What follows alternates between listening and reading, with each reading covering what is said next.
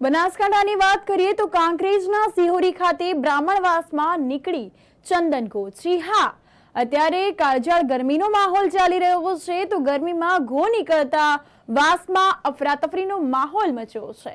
તાત્કાલિક ધોરણે ઝેરી જંતુ જાનવર પકડતા વ્યક્તિનો સંપર્ક કરાયો તો ચેકલા ગામના રમેશભાઈ બાપજીનો સંપર્ક કરવામાં આવ્યો હતો।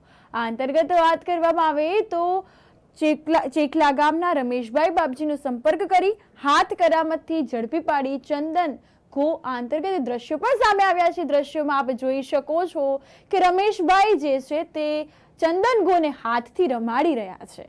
ચંદન ઘો પકડતી વખતે લોકોએ રાહતનો શ્વાસ લીધો હતો તો ચંદન ઘો પકડાતા જ લોકો હાશકારો અનુભવી રહ્યા હતા। ઉનાળાની ગરમીમાં રાહત મેળવવા માટે ઝેરી જાનવર ગ્રામ્ય વિસ્તારોમાં આવતા હોય છે અને શહેરી વિસ્તારોમાં ઠંડકવાળી જગ્યાએ જોવા મળતા હોય છે તો લોકોમાં ભયની લાગણી છવાઈ જવા પામી હતી અને આ અંતર્ગત રમેશભાઈ જે છે તે ચંદન ઘોને હાથથી રમાડી રહ્યા છે। ચંદન ઘો જે જગ્યા રહેતી હોય ત્યાં વીજળી પડવાની લોકવાયકા જે છે તે વર્ષો જૂની છે। આ અંતર્ગત વાત કરવામાં આવે તો દ્રશ્યો પણ સામે આવ્યા છે તો ચંદન ઘો પકડાતા લોકોએ હાશકારો અનુભવ્યો। આજે એક સરીસૃપ પ્રજાતિનું જનાવર છે બરાબર, અને ઇંગ્લિશમાં મોનિટર લિઝાર્ડ કહેવાય।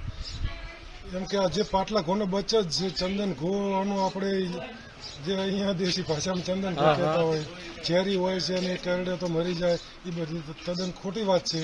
આમાં બિલકુલ ટેમ્પો પણ છે નથી આવતો કે આવા બોલ પશુને તેથી મારવા નહીં અને બચાવવા, આમાં કોઈ ઝેર નથી આવતો, ડરવાની કોઈ જરૂર નથી। ડૉક્ટર પાસે પણ જવાની જરૂર નથી। ડૉક્ટર પાસે જાશો ને તમારે બિલ મોટું થઈ જાય, એમાં ઝેર આવતું જ નથી।